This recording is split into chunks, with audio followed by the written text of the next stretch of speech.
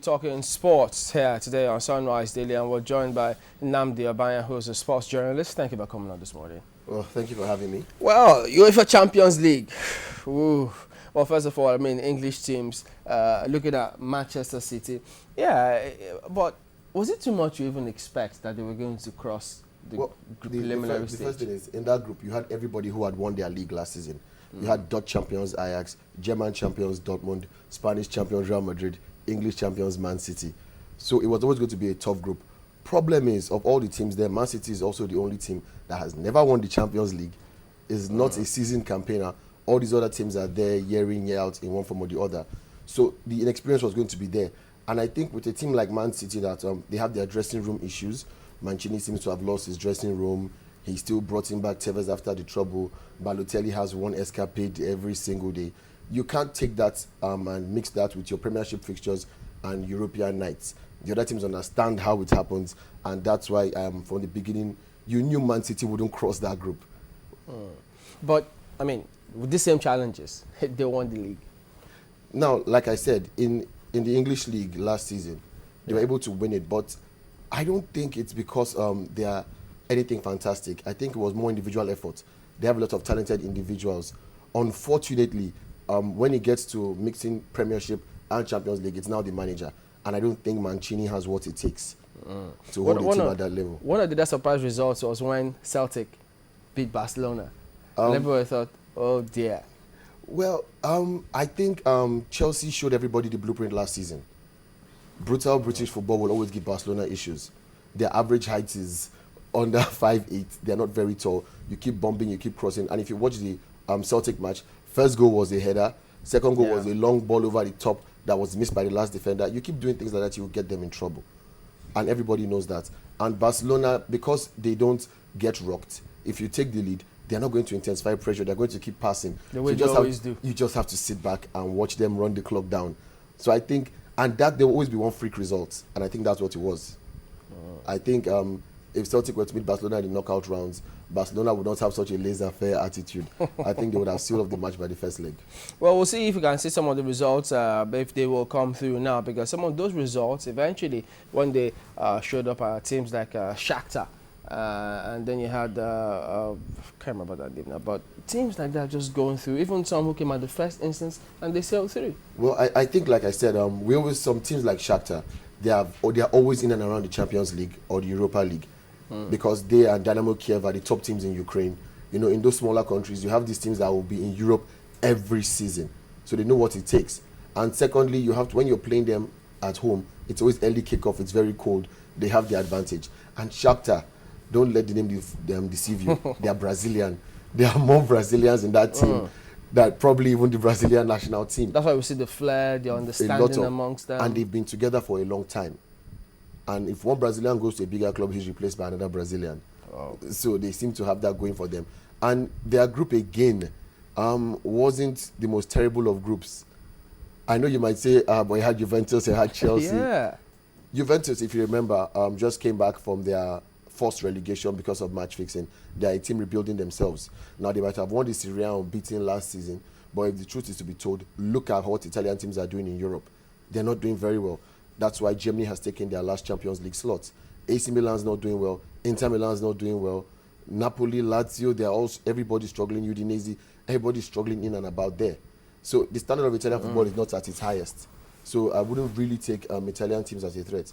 On the other hand, I will be contradicting myself when I say the next thing, that I expected Juventus to easily take care of Chelsea. And Chelsea are doing well in England, and supposedly English football is at it's one of the better leagues in Europe.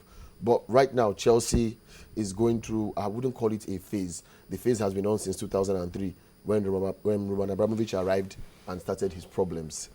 Well, some of the most recent results, as we could see, Arsenal going past Montpellier. Was that an expected one? Because, Arsenal going past group stages the last few times, most times when they appear these days. Easily expected. Arsenal, for all their problems, they are a side, like I keep talking about, always being in the Champions League. They always will cross the group stage. They always know what to do. They might have their blips, a little inexperience here, but they're a decent side.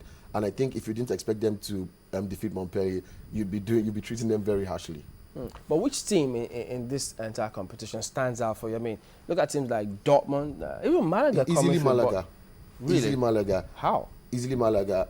While AC Milan was struggling with Zenit St. Petersburg and Anderlecht to qualify, Malaga sealed their qualification long ago. They didn't even bat an eyelid, you know. And why they stand out for me is that they're having financial problems.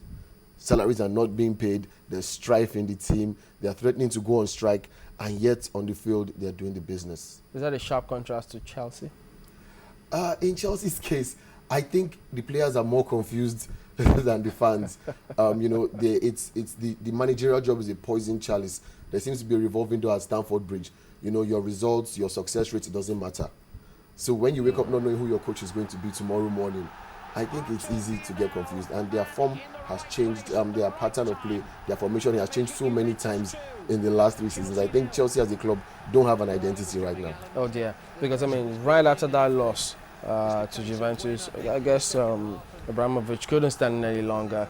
He had to kick him out, and you just ask yourself, whoa, so what do they actually want? Because at the end of the day, he's supposed to be there till the end of the season. Yeah. And now, Benitez is in. What do we look forward to for Chelsea? I think it's terrible when you have 10 managers since 2003.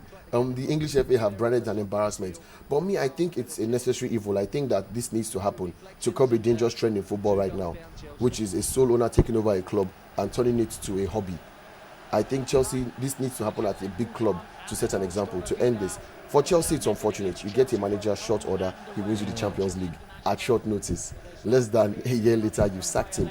Wow. And you brought a coach who once described you as bottom of the barrel, would never work for you, is loyal to Liverpool, who the fans don't like, during one of the most, dubious periods, when Liverpool, Chelsea, Luis Garcia go, that we don't know if he crossed the line or didn't until today. There was animosity. Benitez made some remarks that were not nice. Everybody was making remarks. And at that point, you never thought that Benitez would one day be coach of Chelsea. Even the publisher of Chelsea's official magazine has led another protest that they don't want Benitez. So it's for Chelsea, the future is not bad. Don't get it. It's not even in Champions League now. It's not like they're out. They're in a precarious situation. It's not hopeless. But for this kind of challenge where Czech had to look at that distance, he had to run all the way out from his post to see what he could do. Completely breakdown of communication between the last line of defense and himself. Can that be like I said, they don't know what they're playing right now. First of all, Di Matteo started this match without a known striker. There was no striker on the pitch. He had Hazard, Oscar, and Mata, all left wingers, all left-sided attacking midfielders in front. He had Sturridge and Torres on the bench. So I think he was trying to play the false nine that Barcelona play. Unfortunately, if you're going to play the false nine, you must be a team that passes a lot. And Chelsea is not really a team that holds the ball for too long. They like to throw the ball forward and let somebody chase it down. You know, and again, Mikel is supposed to be the shield for the defense, but that isn't happening. He's not the most physical of, midfielders. So, and when you don't have that, you have a situation where Chelsea depends on their wing backs to provide width for them up front. Your defensive midfielder is meant to fall back and form a back three, so that when there's a counter attack, you can block it. Unfortunately, this doesn't happen. Mikel is not really physical, brutal. He will not chase people down, hack them down. So you have a situation where the two defenders are always exposed. And then again, of the two, David Luiz is known to go walk about like a wing back. He's never at the back. So like I said, it's a case of when David Luiz was brought, Chelsea knew what they wanted to do. Unfortunately, managers have changed.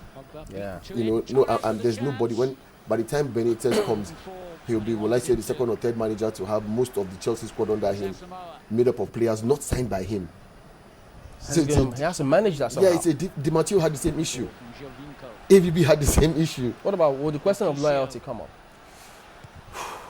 Now, when you say loyalty to the coach. Loyalty Players, to the coach. from the players to the coach. No, that can happen at Chelsea. Reason is this: Abramovich runs the club from president to coach. Wow. And on the board, you have club chairman, you have president, you have people who are not doing anything, who are not saying the truth.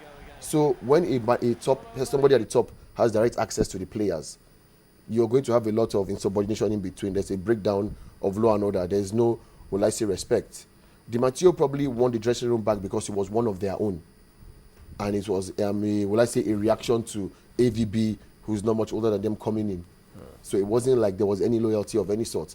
For anybody to succeed at Chelsea, you need to get in, get a lot of people out, and start all over. Will players like Falcao still consider going to that club in spite of all that seems to be going on, as long as the money is good? It's money. Falcao has already started hinting he needs a new challenge. So you know what that means immediately. A player needs a new challenge.